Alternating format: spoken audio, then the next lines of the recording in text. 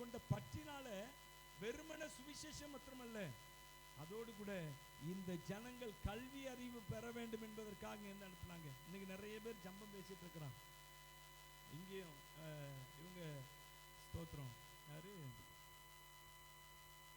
ஒரு தெரசா, அன்னை தெரசா மட்டும் தொழுநோயாளிகளுக்கு ஊழியம் செய்யலை அப்படின்னு சொல்லி தங்களுடைய மதத்தில் இருக்கிற ஒருத்தரை சொல்லி அவரும் எல்லாவற்றையும் விட்டுட்டு செஞ்சாங்க, இல்லைன்னு சொல்லலை. ஆனால் இங்கே ஊழியம் செய்தது ஜனங்களுக்காக தங்களை அர்ப்பணித்து ஊழியம் செய்து எல்லா காரியங்களும் செய்தது 90% வெளியேந்து வந்தவங்க மிஷினரிகள்.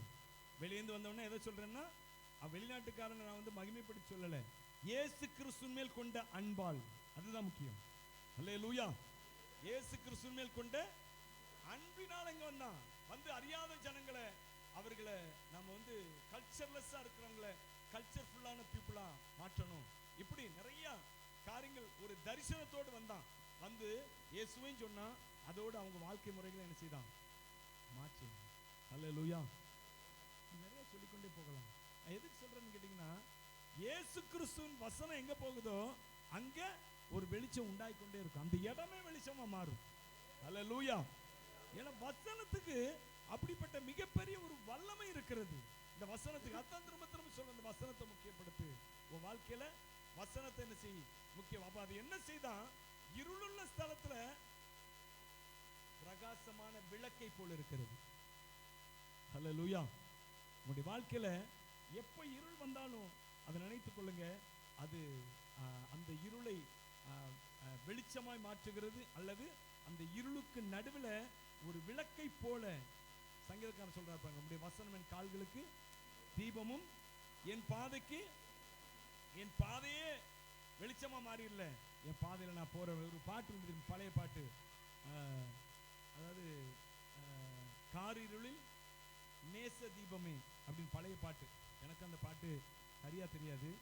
காரிருள் நேச தீபம்னு சொல்லி அதுல ஒரு வரி வரும், என்னன்னா, ஒரு அடி மாத்திரம் எனக்கு காட்டும் அப்படின்னு சொல்லி. என்னது, நான் போகிற பாதை எப்படி இருக்குது, இருளா இருக்குது, அதுல எனக்கு என்ன செய்யுங்க, நீங்க ஒரு அடி மாத்திரம் காட்டுங்க ஆண்டவரே அப்படிங்கிற விதமாக அந்த பாடலை பாடியவர் அதை எழுதியிருப்பார். அப்படி அதே போல நம்முடைய வாழ்க்கையில ஃபுல்லா இருள் என்றாலும் நாம் கவலைப்பட வேண்டிய அவசியம் இல்லை.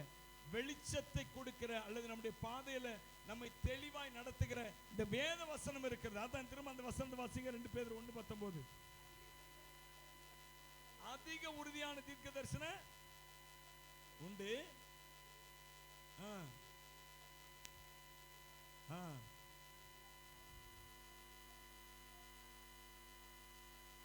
கவனித்திருப்பது உங்களுக்கு நலமா இருக்கும். தீர்க்க தரிசனம் நமக்கு, தீர்க்க தரிசன வசனம் நமக்கு இருக்குது. இந்த வசனம் வந்து எப்பவுமே பைபிள்ல தீர்க்க தரிசன ஆகமங்கள் நிறைய இருக்குது.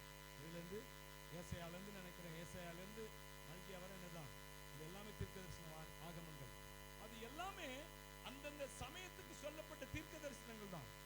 உண்மையா, அதாவது இப்போ இம்மானுவேல் அப்படின்னா ஒரு கன்னிகை கற்பவதியாகி ஒரு குமாரனை பெறுவாள், அவருக்கு இம்மானுவேல் என்று பெயரிடுவார்கள் அப்படின்னா, அது அந்த தீர்க்க தரிசன வசனம் அந்த நாட்களில் நடக்கக்கூடிய ஒரு தீர்க்க தரிசனம். புரிதான சொல்றது? அந்த நாட்கள் ஒருத்தன் வந்து ஒரு மனுஷன் பிறப்பான், அவனுக்கு இம்மானுவேல் என்று பெயரிடுவார்கள் என்று அந்த நாட்களில் நடக்கக்கூடிய ஒரு தீர்க்க தரிசனம் ஒண்ணு. இன்னொன்று, அது எப்பொழுதுமே நம்முடைய வாழ்க்கையில் எடுத்துக்கொள்ளக்கூடிய இந்த தீர்க்க தரிசன வசனங்கள்ல 2 விதமான காரியங்கள் இருக்கு. அதை நீங்க மறந்துடக்கூடாது. நிறைய பேர் நினைக்கிறோம், என்னைக்கோ சொல்லப்பட்டது இன்னைக்கு எப்படி அப்படின்னா, அதனாலதான் பைபிள்ல ஆண்டவர் திரும்ப திரும்ப பாருங்க இந்த இம்மானுவேல் என்ற வசனத்தை பைபிள்ல கொண்டு வந்திருக்கு பாருங்க. ஒன்னா அதிகாரத்துல பாத்தீங்கன்னா, ஒரு கன்னிகை கற்பவதியாகி குமாரனை பெற, வாசிங்களா அந்த வசனம் 22, 23 நினைக்கிறேன். ஒரு கன்னிகை கற்பவதியாகி ஒரு குமாரனை பெறுவாள், அவருக்கு இம்மானுவேல் என்று பெயரிடுவார்கள் என்று சொன்னால், இம்மானுவேல் என்பதற்கு என்று அர்த்தம். பாருங்க, இது வந்து எங்க சொல்லப்படுது? அடுத்த வாசிக்க தொடர்ந்து. இல்ல என்று ஏசாயா தீர்க்கதரிசி வாசிங்க. இல்லம்மா, அதை சொல்லல, இந்த இதுலயே சொல்லி மத்தேயிலே அதைத்தான் சொல்றேன்.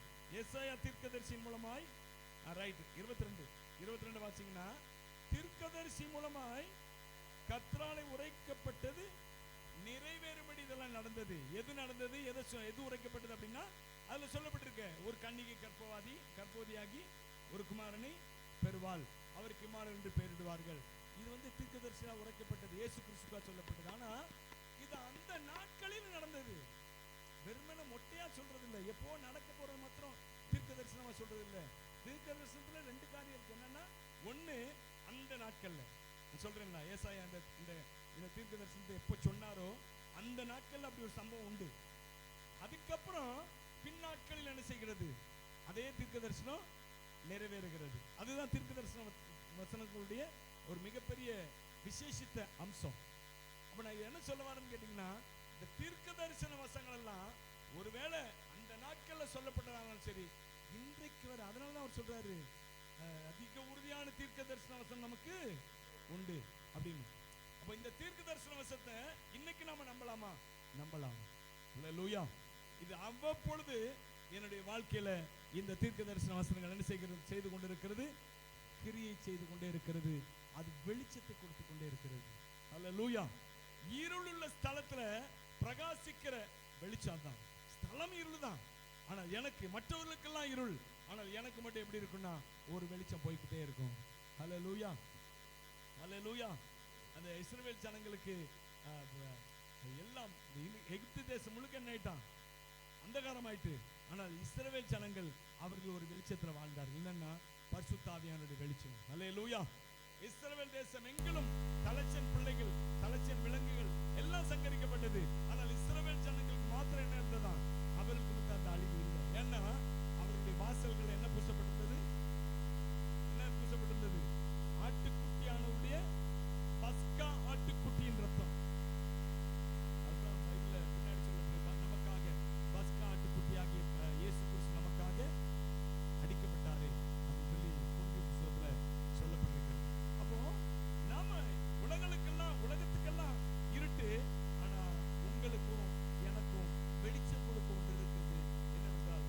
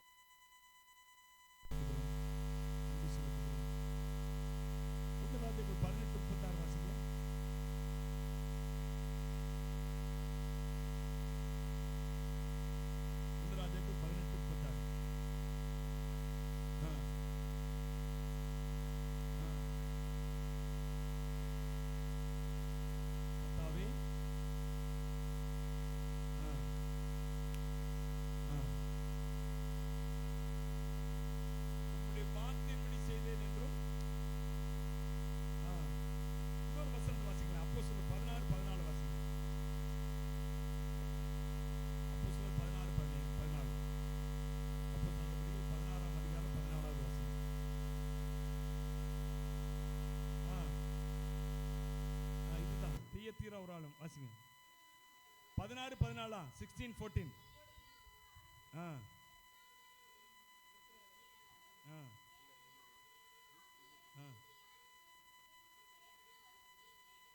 கேட்டுக்கொண்டிருந்தால் பாருங்க, இதுல போட்டிருக்கு பாருங்க, முதல்ல கேட்டுக்கொண்டிருந்தால் போட்டிருக்கு. அது அடுத்து என்ன செய்கிறாளாம்? அவள் கவனிக்க தன் இருதயத்தை கொடுத்தாளாம். அப்ப கேட்டுக்கொள்ள கேட்டுக்கொள்ள, இந்த வசனத்தை கேட்க கேட்க கேட்க, அல்லது இந்த வசனத்தை வாசிக்க வாசிக்க வாசிக்க, அல்லது இந்த வசனத்தோடு பழக பழக பழகதான் கவனிக்கிற இருதயம் வருங்க. ஹல்லேலூயா. நான் சொல்ற புரியுதா உங்களுக்கு? முதல்ல ஆரம்பம் நான் எப்பவுமே பாருங்க, இந்த வேத வசனங்கள் வந்து நம்மை கவனிக்க தூண்டாது. அதாவது இப்ப நான் ஒருவேளை நான் பேசுறது வேணா நீங்க கொஞ்சம் நல்லா கவனிக்கலாம். ஆனா நீங்க தனிப்பட்ட முறையில இந்த வசனத்தை எடுத்து வச்சு வாசிக்க ஆரம்பிச்சீங்கன்னா நிறைய வேளையில என்ன செய்யாது, அதுல கவனம் போகாது. அப்ப என்ன செய்யணும்னா, அதுதான் நமக்கு இருக்கிற மிகப்பெரிய ஒரு டிராபேக். என்னன்னா, வசனத்தை கவனிக்கிறதுல கேட்கிறோம், வாசிக்கிறோம், எல்லாம் செய்கிறோம். கவனித்தல் என்பது வேற. அந்த அதுல பார்க்கிறோம், அந்த லீதியால் வந்து முதல்ல என்ன செய்தால், வசனத்தை கேட்டுக்கொண்டிருந்தால், அடுத்து அவள் கவனிக்க முடியாத அவள் இருதயத்தை கர்த்தர் திறந்தருளினார். அப்போ இந்த வசனத்தை கேட்கிறதுக்கு முதல்ல என்ன செய்யுங்க, நீங்க கவனம் செலுத்துங்க. கேட்கிறது என்பது நான் சொல்றேன், ரெண்டு காரியங்கள் சொல்றேன். கேட்கிறது என்பது ஒண்ணு, கேட்கிறது. இப்ப கேட்டிருக்கீங்க வசனம் ஒண்ணு. ரெண்டாவது, நீங்க வசனத்தை வாசிக்கிறது. ரோமர்ல சொல்லும்போது அப்போஸ்தலனாகிய பவுல் சொல்லுகிறார், விசுவாசம் கேள்வினால வரும், கேள்வி வசனத்தை கேட்கிறதுனா. கேள்வி என்று சொல்லும்போது என்ன அர்த்தம்னா, அது ரெண்டு விதமான அர்த்தம் குறிக்கிறது. என்னன்னா, எப்படியாவது உள்ள போகணும், கேட்கிறது அல்லது வாசிக்கிறது. கேள்விப்படுதல், கேட்கிறது, வாசிக்கிறது. அப்போ லீதியால் இந்த கர்த்தருடைய வசனத்தை அவள் கேட்டுக்கொண்டிருந்தாள். அவள் கேட்க கேட்க கேட்க தன்னுடைய இருதயத்தை அதுக்கு கேட்பதற்காக அவள் ஒப்பு கொடுக்க கவனிக்க முதல்ல மனது வராது. நீங்க கேட்க கேட்க கேட்க தான் என்ன வரும்னா, அதுல கவனிக்க மனது வர ஆரம்பிக்கும். அந்த ஒருமனப்படுதல் அப்படிங்கிறோம்ல வசனத்துல, என்னது ஒருமனப்பட்டாதான் அற்புதம். வெறுமனை கேட்டுட்டு போறதில்ல. ஹல்லேலூயா. அப்ப கேட்டுட்டு போறவங்களுக்கு ஒரு சில வேளைகளில் ஆண்டவர் அற்புதம் செய்கிறாரு, ஏதோ கிருபையினால. ஆனால் எப்பொழுது ஒருமனப்பட்டு வசனத்தை கவனித்துக் கொண்டிருக்கிறவர்களுக்கு அவர் அற்புதங்கள் செய்து கொண்டே இருக்கிறாரு. கையை தட்டி அவரை ஸ்தோத்திரம் பண்ணணும். நான் சொல்றேன், புரியுதா உங்களுக்கு? கேட்கிறது என்ன அர்த்தம் சொல்றேன்? கேட்கிறது, இன்னொன்னு வாசிக்கிறது. இது முதல்ல நம்ம செய்யணுங்கிற. ஆனா இதுக்கு நாம மனதை செலுத்துகிறது இல்லை. நிறைய பேர் கேட்கிறதுக்கு அல்லது வாசிக்கிறதுக்கு என்ன செய்கிறது இல்லை, வசனத்தை மனசை நாம செலுத்துகிறது இல்லை. அந்த கேட்க வாசிக்க மனதை செலுத்தும் போது தான் அடுத்து என்ன நடக்கும்னு கேட்டீங்கன்னா, கவனிக்கிற இருதயம். அப்படின்னா என்ன அர்த்தம்? ஒருமனப்பட்டு அதை லீதியால் அவளுடைய இருதயம் திறந்ததான் எப்பன்னு கேட்டீங்கன்னா, அவள் கவனிக்க ஆரம்பிக்கும். கேட்க கேட்க கர்த்தர் அவளுடைய இருதயத்தை என்ன செய்கிறாரு? கவனிக்கிற இருதயமாக மாற்றுகிறார், ஒருமனப்பட்ட இருதயமாக மாற்றுகிறார். வசனத்தை கேட்கிற கவனிக்கிறதற்கு ஒருமனம். பிரியமானவர்களே, நீங்க கேட்கிறவங்களா இருக்கிறீங்க நிறைய பேர், உண்மை, அது இல்லைன்னு சொல்லலை, அது கூட இல்லை நிறைய பேர். இன்றைக்கு நாம கேட்கிற நிலைமைக்கு வருவோம். கேட்க கேட்க வாசிக்க வாசிக்க அப்புறம் தான் என்ன நடக்குதுன்னா, கவனிக்கிறவர்களாய் மாறுகிறோம். இந்த கவனிக்கிறவர்களாய் மாறும்போது இருளுள்ள ஸ்தலத்தில் என்ன செய்கிறது? நமக்கு பிரகாசிக்கிற விளக்காய் அந்த வசனம் அப்பதான் மாறுகிறது. ஹல்லேலூயா. அப்ப லீதியாளை போல நாம் கவனிக்கிறவர்களாய், வெறுமனை கேட்கிறவர்களாய் மாத்திரமல்ல, கவனிக்கிறவர்களாய். இன்னொரு இடத்துல சொல்லும்போது, தீமோத்தேயுக்கு சொல்லும்போதா சொல்றார் பாருங்க, யாக்கோபுல நினைக்கிறேன், திருவசனத்தை கேட்கிறவர்களாய் மாத்திரமல்ல, அதன்படி செய்கிறவர்களாய் இருங்கள் அப்படிங்கிறாரு. அப்போ முதல்ல கேட்கிறது, கவனிக்கிறது, அடுத்து செய்கிறது. ஹல்லேலூயா. முதல்ல கவனிக்க ஆரம்பிங்க. கேட்டீங்கன்னா கவனிப்பீங்க, கவனிச்சிங்கன்னா என்ன அர்த்தம்னா, ஒருமனப்பட்ட வார்த்தை என்ன செய்ய ஆரம்பிச்சிங்க, நீங்க அதை அதிகமாக கவனிக்க ஆரம்பிச்சிட்டீங்க. வாசிங்க. நீங்கள் உங்களை வஞ்சியாதபடிக்கு திருவசனத்தை கேட்கிறவர்களாய் மாத்திரமல்ல, முதல்ல கவனிங்க வசனத்தை, அடுத்து நீங்க என்ன செய்யுங்க, அதை நீங்க பயன்படுத்துங்க, அதன்படி செய்யுங்க. யாக்கோபு சொல்லும்போது சொல்றாருல, விசுவாசம் என்பது அது கிரியையை கொண்டு வர வேண்டும். அல்லேலூயா. கிரியை இல்லாத விசுவாசம் செத்தது அப்படிங்கிறார். இப்ப வசனத்தை கேட்கிறதோட நாம நிப்பாட்டி விடுகிறோம். இந்த வசனம் நம்முடைய வாழ்க்கையில செயல்படுத்த ஆரம்பிக்கும் போது அங்கதான் அற்புதங்கள் நடக்குது.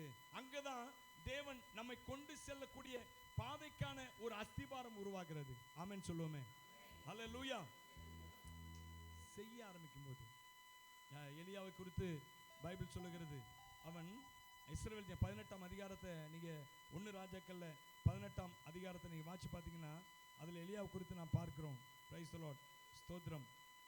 அவன் நான் சொல்றேன் உங்களுக்கு, 1 ராஜாக்கள் 18ஆம் அதிகாரத்திலே, ஸ்தோத்திரம்,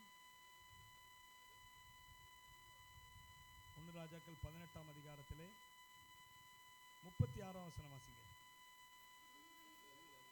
அந்தி பலி செலுத்தும் நேரத்திலே தீர்க்கதரிசியாகிய எலியா வந்து ஆபிரகாமுக்கும் ஈசாக்குக்கும், கர்த்தாவே, இஸ்ரவேலிலே நீர் தேவன் என்றும் நான் உம்முடைய ஊழியக்காரன் என்றும், அவன் சொல்றான் பாருங்க, நான் இந்த காரியங்களை எல்லாம் உம்முடைய வார்த்தையின்படியே செய்தேன் என்று இன்றைக்கு விளங்க பண்ணும் அப்படிங்கிறார். ஒரு அற்புதத்துக்கு அவர் ஒரு அப்ளிகேஷன் போடுறார் பாருங்க.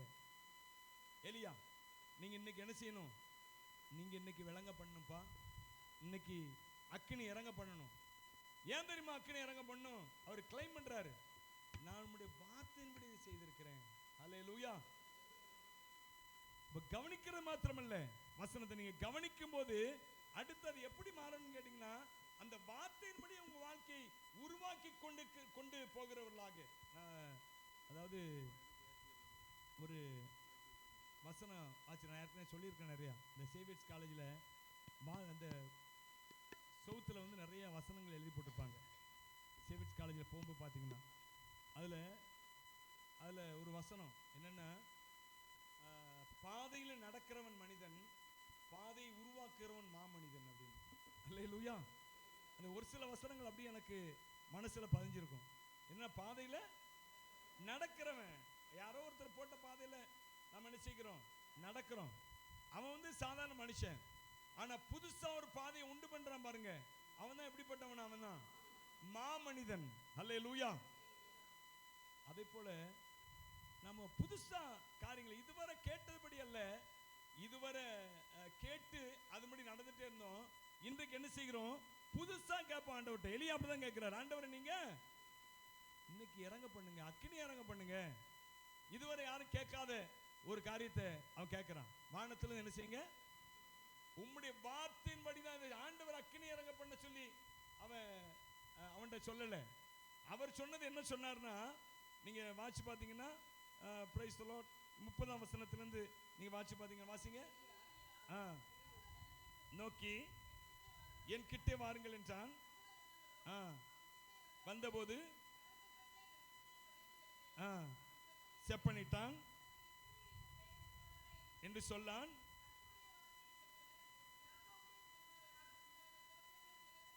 ஆ 12 கற்களை எடுத்தான். ஒரு பலிபீடத்தை கட்டினான்.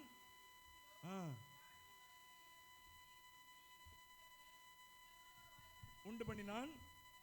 விறகுகளை அடுக்கினான். ஒரு காலையை சந்து துண்டித்தான்.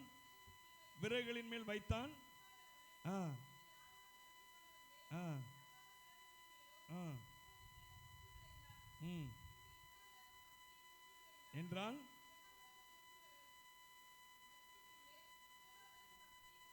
என்றான். ஊற்றினார்கள். நிரப்பினான்.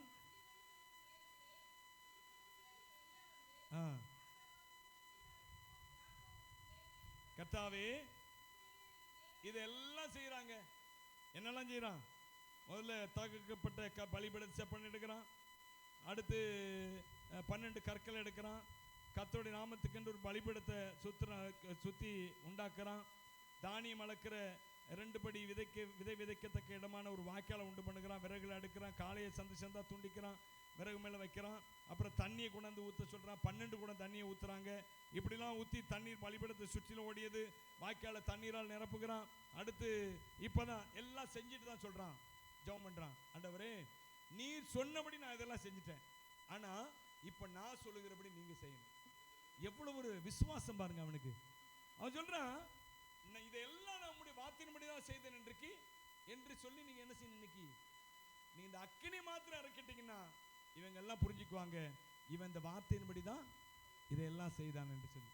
உண்மையாகவே தேவனுடைய வார்த்தையில் சிந்திக்கிறவங்க, தியானிக்கிறவங்க, அதில் கவனமாக இருக்கிறவங்க அதை இப்படி புதுசாக செய்ய பரிசுத்த ஆவியானவர் தூண்டுவாருங்க. நீங்கள் எடுத்து வாட்சி பார்த்தீங்கன்னா மோசேக்கு முன்னாடி நிறைய பேர் எழுப்பி நிற்கிறாங்க. அந்த கோராகின் கூட்டத்தார் எழுப்பி நிற்கிறாங்க. எழுப்பி நின்று மோசே மேலே பழி போடுறாங்க. நிறைய காரியங்கள், அவனை நீ செய்கிற தப்பு, உங்கள் கூட தான் கர்த்தர் இருக்கிறார், அப்படி இப்படிலாம் நிறையா சொல்கிறாங்க. சொல்லி அவன் மேலே பழி போட்டு அவனை தூஷிக்கிறாங்க. அப்போ மோசே ஒரு காரியத்தை சொல்கிறார் பாருங்க. என்ன காரியம் சொல்கிறாரு? ஆண்டவரே, நான் உமக்கு உண்மையாக இதுவரை இருந்திருக்கிறேன், நான் உண்மையாகவே உமக்கு உண்மையாக தான் இருந்தேன் என்று சொல்லி இந்த ஜனங்களுக்கு தெரியப்படுத்தும்படிக்கு இதுவரை செய்யாத ஒரு காரியத்தை நீங்கள் செய்யணும். மோசே சொல்கிறாருங்க, கர்த்தர் சொல்லலை. யார் சொல்கிறா? மோசே சொல்கிறாரு, இதுவரை செய்யாத ஒரு காரியத்தை செய்யணும். நீங்கள் ஆண்டவர்கிட்ட இவர் கட்டளை கொடுக்குறாரு. ஆண்டவர்கிட்ட இவர் ஒரு அப்ளிகேஷன் புதுசாக வைக்கிறார். தனக்குன்னு ஒரு விண்ணப்பத்தை கேட்டால் பரவாயில்ல, ஆனால் எல்லா ஜனங்களும் பார்க்கத்தக்கதாக பெரிய அற்புதத்தை நீங்கள் செய்யணும். என்ன செய்யணும்? எல்லாரும் சாகிறது போல இவங்க சாகக்கூடாது. இவங்க எப்படி சாகணும்? பூமி பிளந்து கீழே போகணும். எவ்வளவு பெரிய ஒரு காரியம் பாருங்க. தேவன் அவன் சொன்னபடியே செய்கிறாருங்க. ஹல்லேலூயா. அவன் சொன்னபடி. அப்போ ஏன் அப்படின்னு கேட்டீங்கன்னா, அவன் தேவனுடைய வார்த்தையை சுமந்து செல்லுகிறவன். ஹல்லேலூயா. தேவனுடைய வார்த்தையின்படி செய்ய வேண்டும் என்ற எண்ணம் அவனுக்குள்ள இருந்தபடினாலே அவனுக்காக தேவன் புதிய காரியங்களை செய்கிறார். புதுசா எடுத்தீங்களா? அந்த வசனத்தை எடுத்தீங்களா சிஸ்டர்? வாசிங்களேன். வாசிங்களேன். என்ன என்ன என்ன ஆகுமாமா? என்ன ஆகும் தானே? என்ன ஆகும்? 16 16:28 வாசிங்க.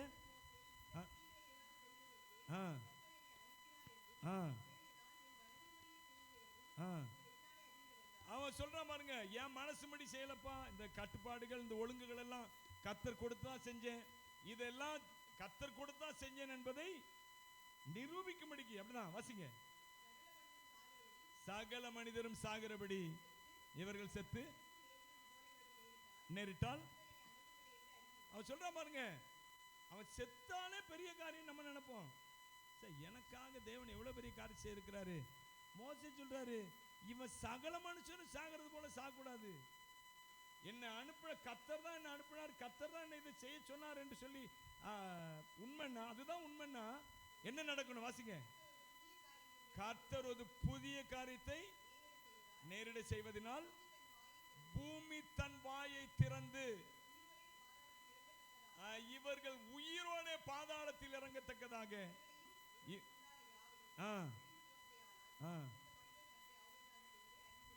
போதும் சொல்றான் பாருங்க. மோசே அவமதிக்கிறாங்க அவங்க, ஆனா அவன் சொல்றான், இவங்க கர்த்தரை அவமதிச்சாங்க, கர்த்தர் என்னை அனுப்பினார், கர்த்தர் தான் என்னை இதை செய்தார் என்று சொல்லி உண்மையாவே அப்படிதான் இருந்துச்சுன்னா, ஆண்டவரே நீங்க என்ன செய்யணும்? இப்போ இவர்கள் எல்லாரும் சாதாரண மனிதர்கள் சாகிறது போல என்ன செய்யக்கூடாது, சாகக்கூடாது, புதிய காரியத்தை நேரிட பண்ண வேண்டும். அவர் சொல்றாரு, என்னது? எனக்காகவே யாவையும் செய்து முடிப்பே, நன்றி நன்றி ஐயா, என் பாவங்கள் யாவையும் சுமந்து கொண்டீரே, நன்றி நன்றி ஐயா, நினைப்பதற்கும் ஜெபிப்பதற்கும் அதிகமாக தருபவரே, நினைப்பதற்கும் ஜெபிப்பதற்கும் அதிகமாக தருபவரே, எனக்காகவே யாவையும் செய்து முடிப்பே, நன்றி நன்றி ஐயா, என் பாவங்கள் யாவையும் சுமந்து கொண்டீரே,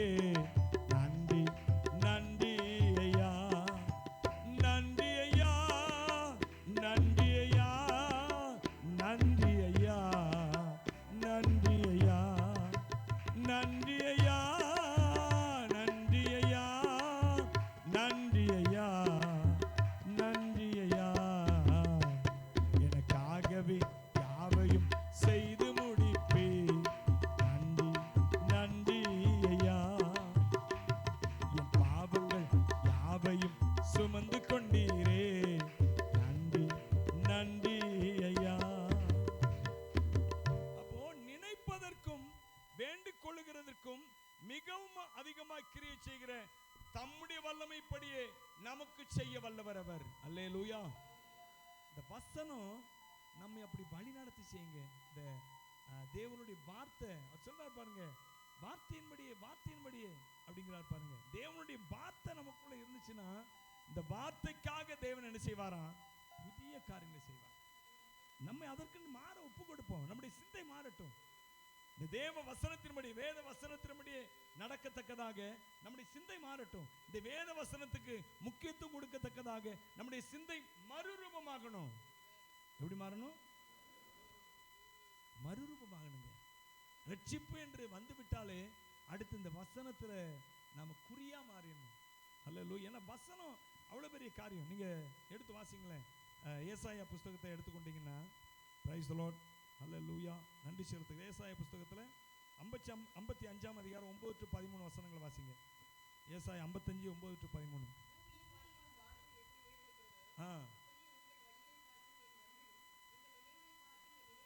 பாத்தீங்களா? உங்கள் வழிகள் என் வழி அல்ல, உயர்ந்தது. சொல்லுங்க, கர்த்தருடைய வழிகள் என்னுடைய வழியை பார்க்கிலும் உயர்ந்தது. வாசிங்க. சொல்லிட்டு தான் சொல்றார் பாருங்க, உங்களுடைய வழியை பார்க்கலும் என் வழி உயர்ந்ததுப்பா. நீ நினைக்கிறது நீ சிந்திக்கிறத பார்க்கலும் நான் உனக்கா என்ன செய்வேன்? பெருசா செய்வேன். எப்போ தெரியுமா? வாசிங்க. மாரியும் உறைந்த மழையும் பூனியை நனைத்து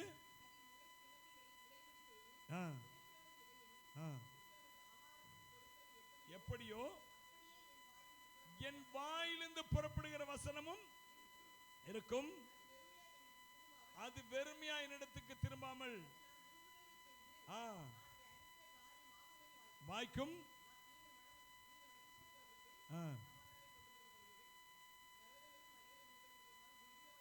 கம்பீரமாய் முழங்கும், கைகொட்டும். பாத்தீங்களா? முச்செடிக்கு பதிலாக தேவதாரு விருட்சம் முளைக்கும்.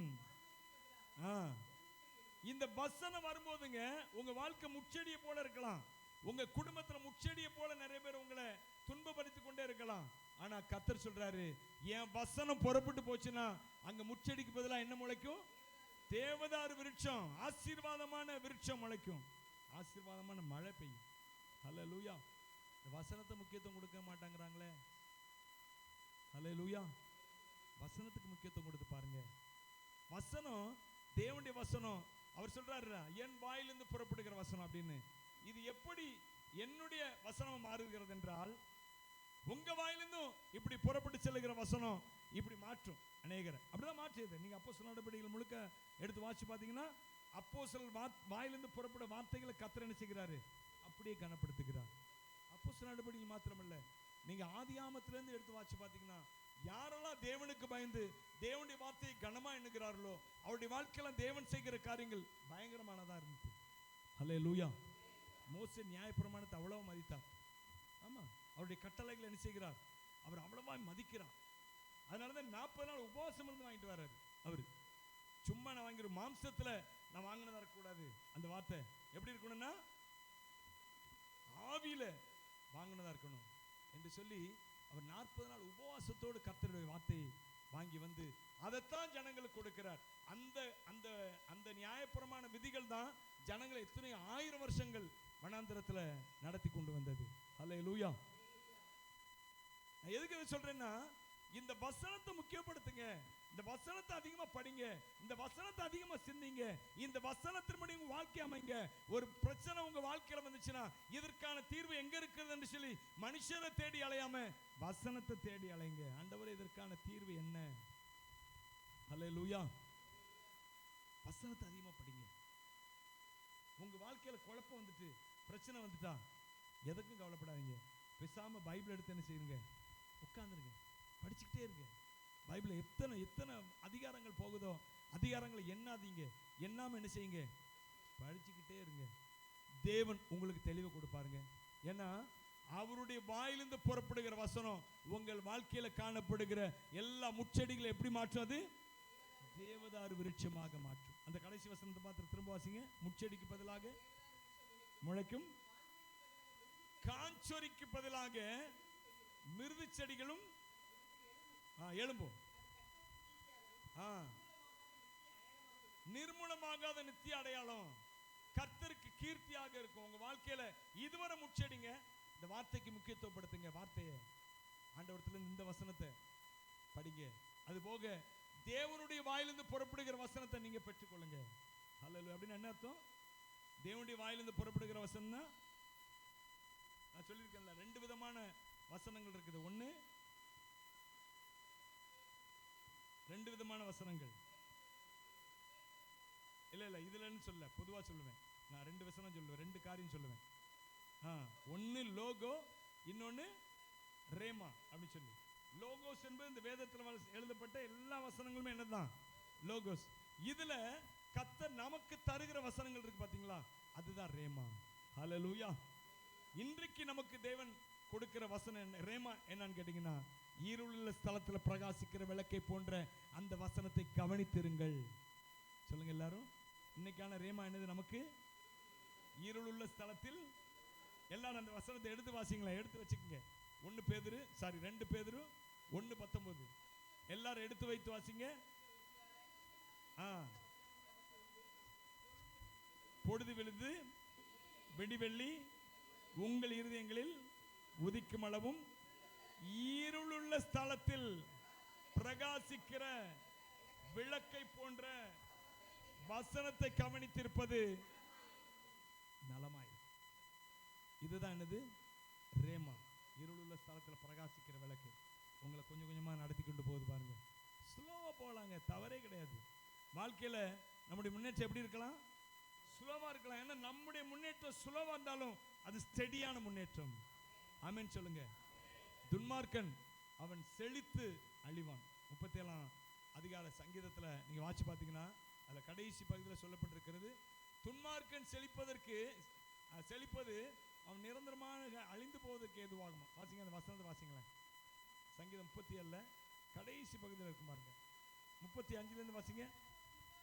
கொடிய பலவந்தனான ஒரு துன்மார்க்கனை கண்டேன், அவன் தனக்கேற்ற நிலத்தில் முளைத்திருக்கிற பச்சை மரத்தை போல் அவன் தனக்கேற்ற நிலத்தில் முளைத்தவன். சொல்லுங்க, அவன் தனக்கேற்ற நிலத்தில் முளைத்தவன். சொல்லுங்களேன், அவன் தனக்கேற்ற நிலத்தில் முளைத்திருக்கிற பச்சை மரத்தை போல் தழைத்தவனாய் இருந்தான். அவன் ஒளிந்து போனான், பாருங்கள் அவன் இல்லை, அவனை தேடினேன், அவன் காணப்படவில்லை. வாசிங்க.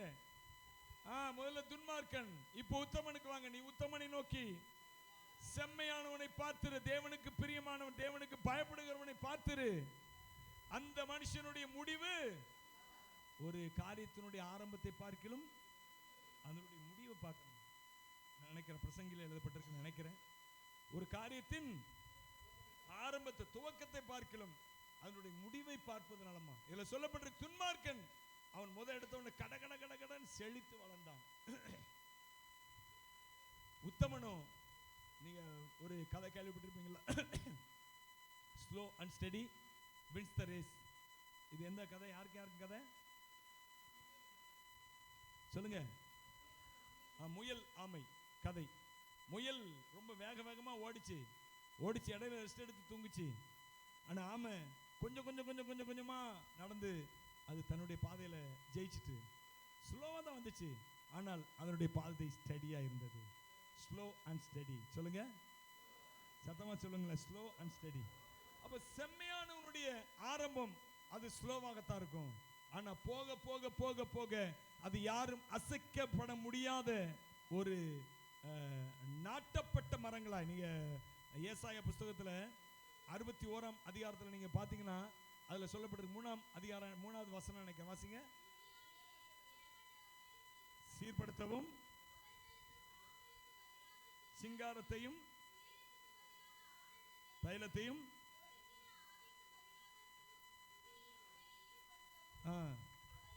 அவர் என்னை அனுப்பினார். அவர்கள் கர்த்தர் தம்முடைய மகிமைக்கென்று நாட்டின நீதியின் விருட்சங்கள். சொல்லுங்க, நாட்டின நீதியின் விருட்சங்கள். நான் என் குடும்பம் கர்த்தர் நாட்டின, அவருடைய மகிமைக்கென்று கர்த்தர் நாட்டின நீதியின் விருட்சங்கள். ஹல்லேலூயா. புரியுதா? நாட்டின என்ற வார்த்தை அதுதான் முக்கியமா நான் சொல்ல நினைச்சேன். நாட்டின என்ற என்ன அர்த்தம்? நம்மை ஸ்டெடியா ஆண்டவர் என்ன செய்திருக்கிறார். ஒரு இடத்துல நான் அவனை உறுதியான இடத்துல கடாவுவேன் அப்படிங்கிறார் ஏசாயால. ஒரு இடத்துல அவனை உறுதியான இடத்துல என்ன செய்வேனா, அதை போல உங்களை இப்ப நம்முடைய வாழ்க்கை கொஞ்சம் அசைந்து ஆடிதான். விசுவாச கப்பல் ஒன்று செல்கின்றது, புயல் வந்த போதிலும் தென்றல் வீசும் போதிலும் அசைந்தாடி செல்கின்றது. அக்கறை நோக்கி அக்கறை நோக்கி விசுவாச கப்பல் ஒன்று செல்கின்றது, புயல் வந்த போதிலும் தென்றல் வீசும் போதிலும் அசைந்தாடி செல்கின்றது. அக்கறை நோக்கி அக்கறை நோக்கி அக்கறை நோக்கி போயிட்டு இருக்கிறோம். நமக்கென்று தேவன் வைத்திருக்கிற ஒரு முன்னேற்றமான இடத்தை நோக்கி போய்கொண்டிருக்கிறோம். அதுல சந்தேகமே இல்லை. அது கொஞ்சம் மெல்ல போகுது, அது கொஞ்சம் அசைஞ்சு ஆடி அசைஞ்சு போகுது. திடீர்னு புயல் காத்துல அசைது, திடீர்னு தென்றல் காத்துல அசைது, எல்லாம் நடக்குதுங்க. ஆனா அந்த கப்பல் அது மூழ்கி போகிறது இல்லை. ஹல்லேலூயா. அது என்ன செய்கிறது இல்லை. அது ஏன்னா இது விசுவாச கப்பல். விசுவாச கப்பல் ஒரு நாள் என்ன செய்யாதது, மூழ்கி போகாது. விசுவாச கப்பல்னா அது இயேசு ஏறி இருக்கிற கப்பல்.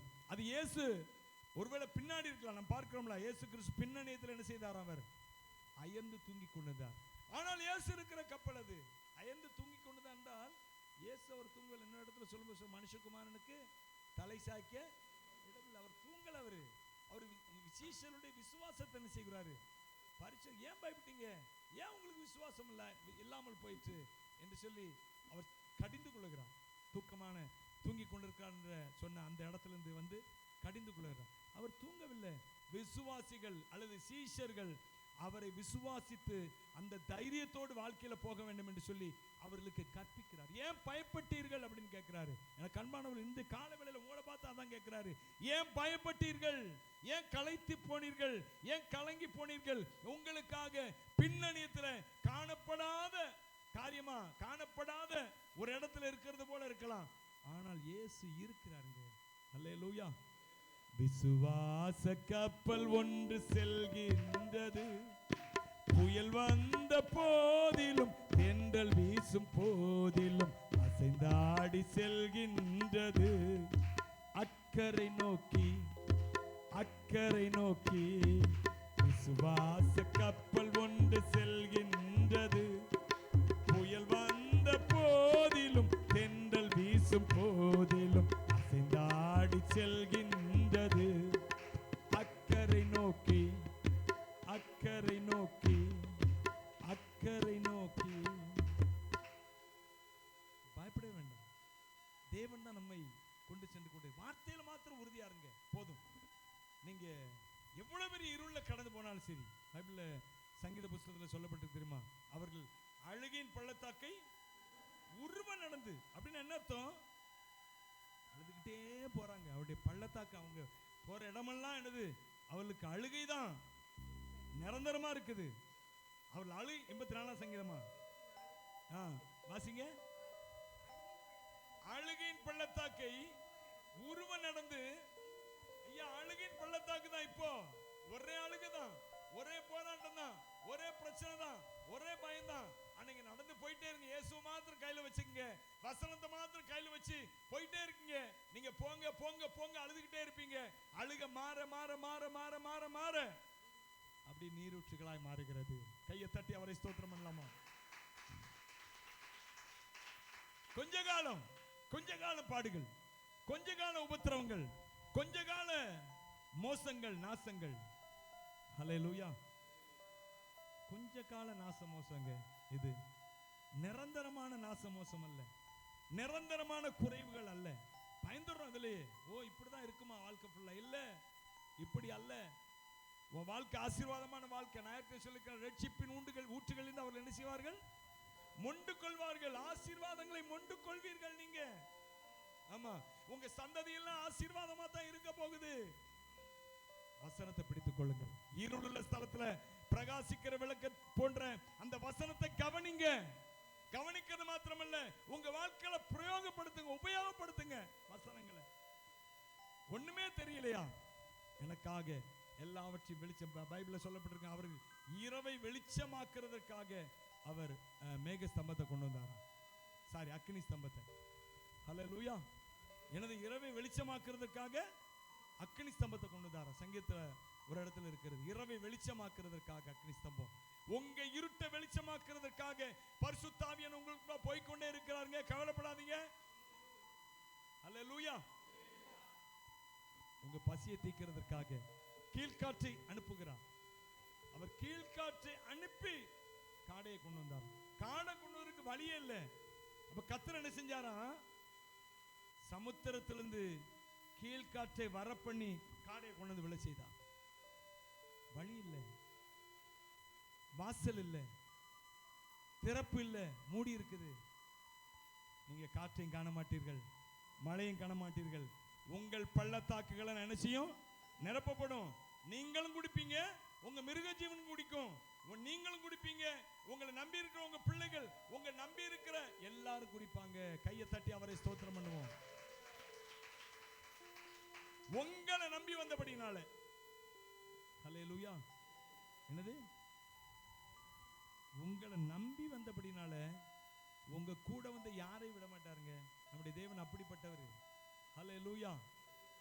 ஆபிரகாம் நிமித்தம் எல்லாருக்கும் தயவு பாராட்டினாராம். அவரு ஆபிரகாம் நிமித்தம் எல்லாருக்கும் தயவு பாராட்டினா யாரு, பார்வோன். ஆமா, எகிப்திய பார்வோன். ஆபிரகாம் ஒரு கட்டத்துல எகிப்துக்கு போறான் பாருங்க.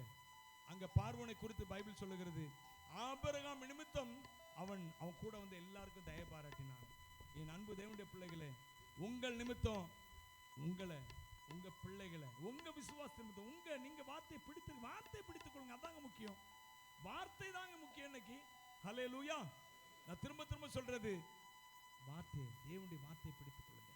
உங்களுக்கான வார்த்தையை பிடித்து வைத்துக் கொள்ளுங்க உங்கள் இருதயத்துல. சங்கீதக்காரர் சொல்லும்போது ஒரு இடத்துல சொல்றார் பாருங்க, சங்கீதம் 119:11 வாசிங்க. நான் உமக்கு விரோதமா பாவம் செய்யாதபடிக்கு உமது வாக்கை சொல்றார் பாருங்க என் இருதயத்துல. அப்படின்னு என்ன அர்த்தம், பத்திரப்படுத்தி. ஹல்லேலூயா. ஒரு விலையேறப்பட்ட ஜுவல், ஒரு தங்கமா இருக்கலாம், வைரமா இருக்கலாம், அந்த நிச்சயம் நம்ம பத்திரப்படுத்தி வைக்கிறோம். மற்றெல்லாம் சேரு, நாற்காலி அதெல்லாம் அப்படி வெளியில வீட்டில் கிடக்கு. வீடு தானே, அதுவும் பூட்டப்பட்ட வீடு தானே, என்ன நடக்க போகுது. ஆனா அந்த ஜுவல்ல மாத்திரம் என்ன செய்யறோம், நம்ம பீரோக்குள்ள பத்திரமா வைக்கிறோம். எத்தனை தட்டு இருக்குது, எத்தனை டம்ளர் இருக்குது, என்னென்ன காரியமோ வீட்டில் இருக்குது. அதெல்லாம் வீட்டில் பீரோல சேர்ந்ததுக்கு ஆகும். வீடு முழுக்க பீரோ தான் இருக்கணும். அப்படி இல்லை, அதெல்லாம் பீரோல நம்ம வைக்க போறது இல்லை. எதைத்தான் வைக்க போறோம், டைமண்ட், கோல்டு, இதைத்தான் என்ன செய்ய போறோம், சில்வர், வெள்ளி, இதைத்தான் நம்ம வைக்க போறோம். சங்கீதக்காரர் சொல்றாரு, உமது வாக்கை என் இருதயத்தில் என்ன செய்தனா வைத்தேன். வெறுமனே வைத்தேன்னு சொல்ல என்ன செய்யறாரு, அப்படின்னு என்ன செய்கிறான், பத்திரப்படுத்துகிறான். ஹல்லேலூயா. நீ நம்ப பண்ணின உந்தன் வாக்குகளை நினைத்து நிறைவேற்றுவே. நீ நம்ப பண்ணின உந்தன் வாக்குகளை நினைத்து நிறைவேற்றுவே. மறவாமல் நினைப்பவரே, இசையா நிறைவேற்றி முடிப்பவரே. மறவாமல் நினைப்பவரே, இசையா நிறைவேற்றி முடிப்பவரே.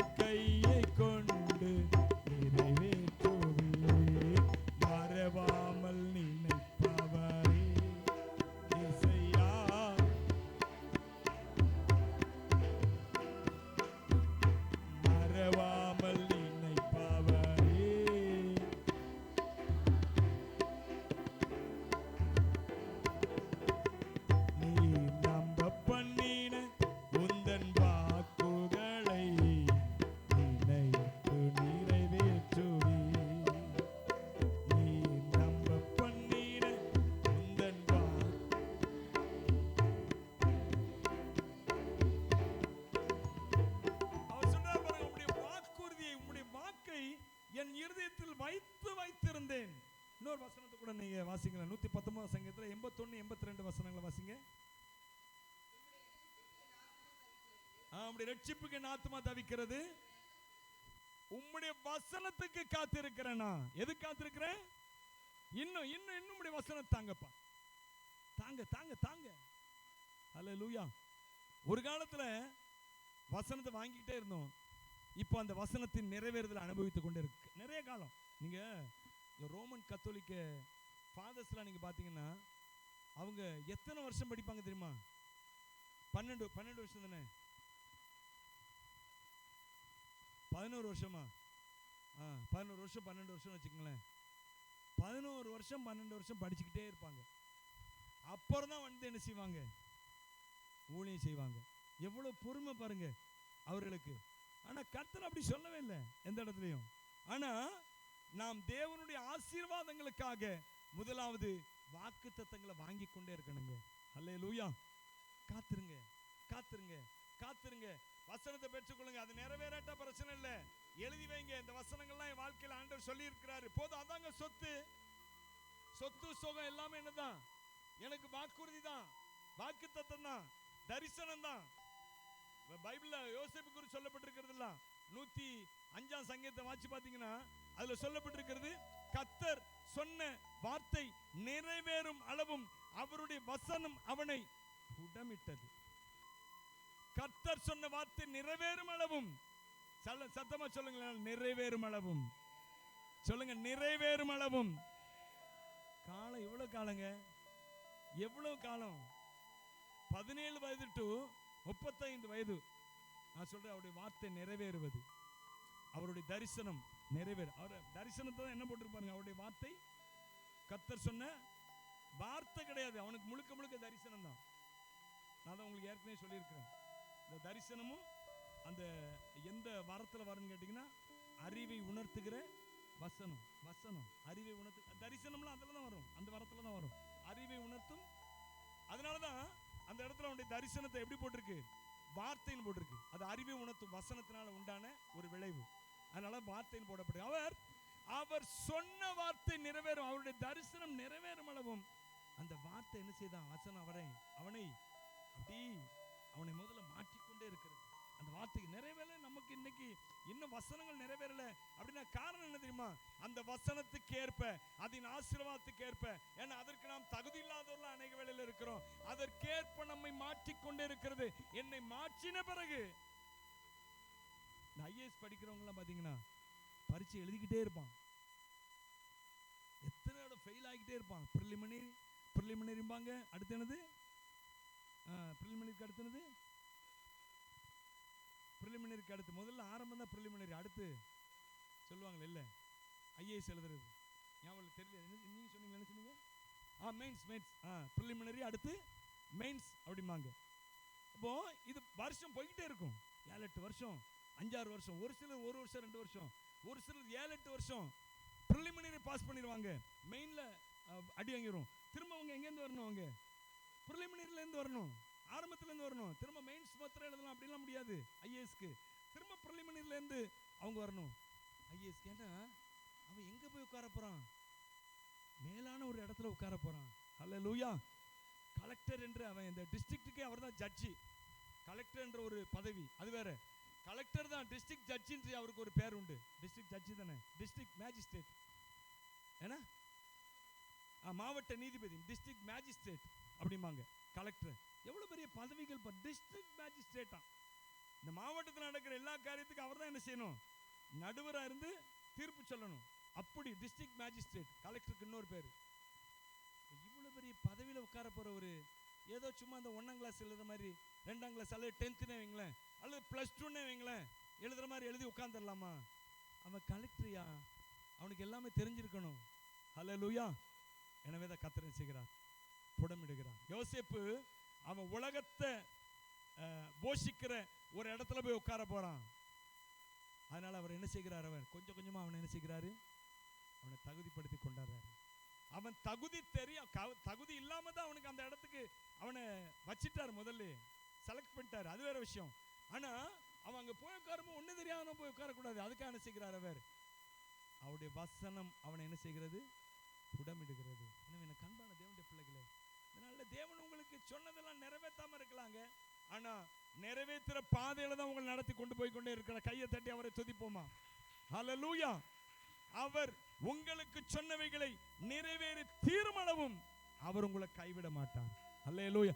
சொன்னதை செய்து முடிப்பீர், நீர் முடித்து தீர்க்கும் மட்டும் கைவிட மாட்டேன். சொன்னதை செய்து முடிப்பீர், நீர் முடித்து தீர்க்கும் மட்டும் கைவிட மாட்டேன். என் கையை கொண்டு என் கையை கொண்டு நிறைவேற்றுவேன். என் கையை கொண்டு தொடங்கினதெல்லாம் என் கையை கொண்டு மறவாமல் நினைப்பவரே, இசையா நிறைவேற்றி முடிப்பவரே. மறவாமல் நினைப்பவரே, இசையா நிறைவேற்றி முடிப்பவரே.